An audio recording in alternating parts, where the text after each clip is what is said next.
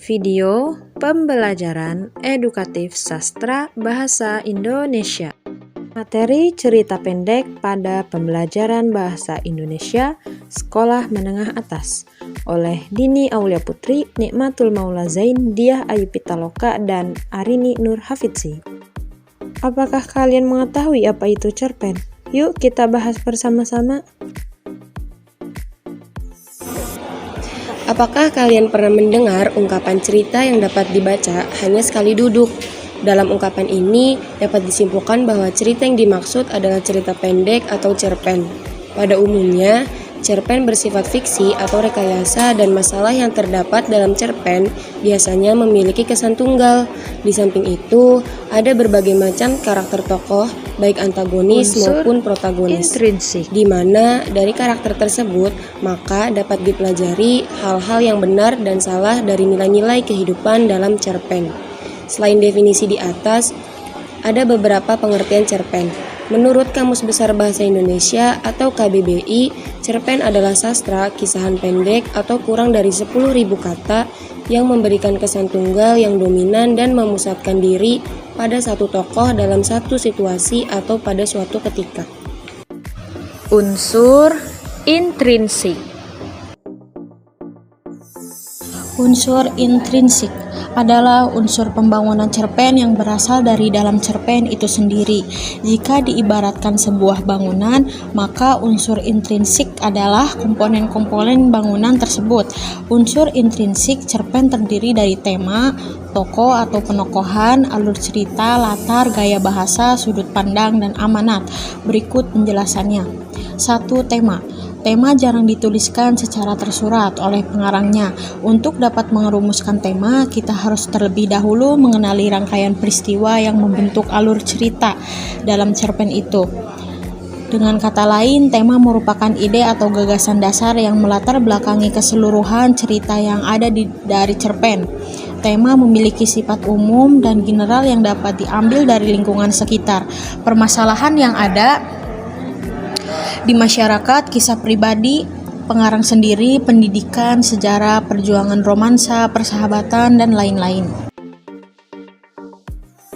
2. Penokohan.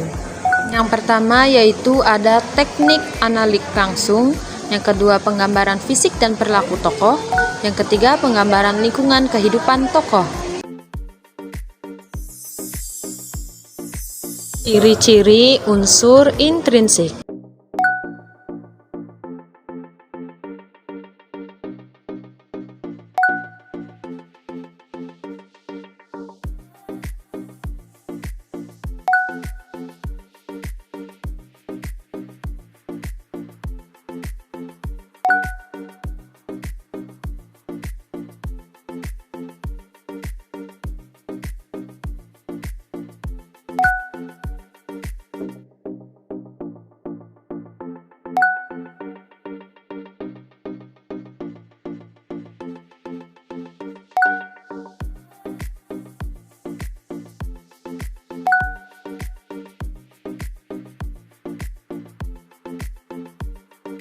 Struktur cerita pendek.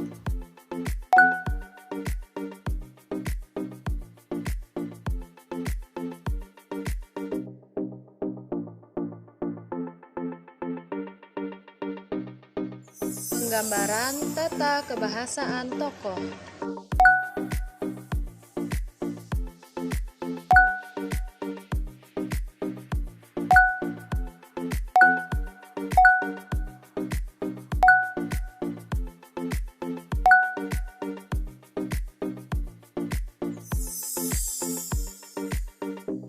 Unsur ekstrinsik.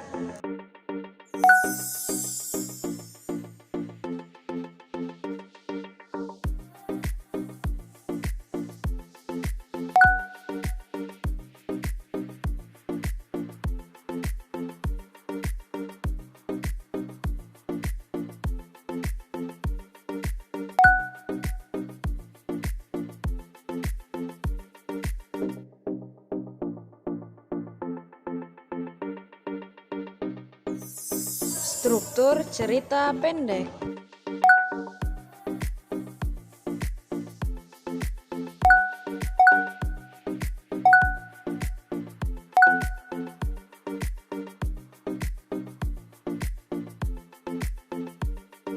Unsur-unsur kebahasaan. Dan teks cerpen adalah seperti berikut. 1. Banyak penggunaan kalimat bermakna lampau yang ditandai oleh fungsi-fungsi keterangan yang bermakna kelampauan. Seperti ketika itu, beberapa tahun yang lalu telah terjadi. Yang kedua, banyak penggunaan kata yang menyatakan urutan waktu. Contoh, sejak saat itu, setelah itu, mula-mula, kemudian. 3. Banyak menggunakan kata kerja yang menggambarkan suatu peristiwa yang terjadi seperti menyuruh, membersihkan, menawari, melompat, menghindar. Yang keempat, ada banyak penggunaan kata kerja yang menunjukkan kalimat tak langsung sebagai cara menceritakan tuturan seseorang tokoh oleh pengarang. Contohnya mengatakan bahwa, menceritakan tentang, mengungkapkan, menyatakan, menuturkan, menanyakan. Mengatakan sesuatu yang dipikirkan atau dirasakan oleh tokoh. Contoh, merasakan, menginginkan, menerapkan, mendambakan, mengalami. 6. Menggunakan banyak dialog. Hal ini ditunjukkan oleh tanda petik, tanda, dan kata kerja yang menunjukkan tuturan langsung. Contoh, Alam berkata, jangan diam saja, segera temui orang itu.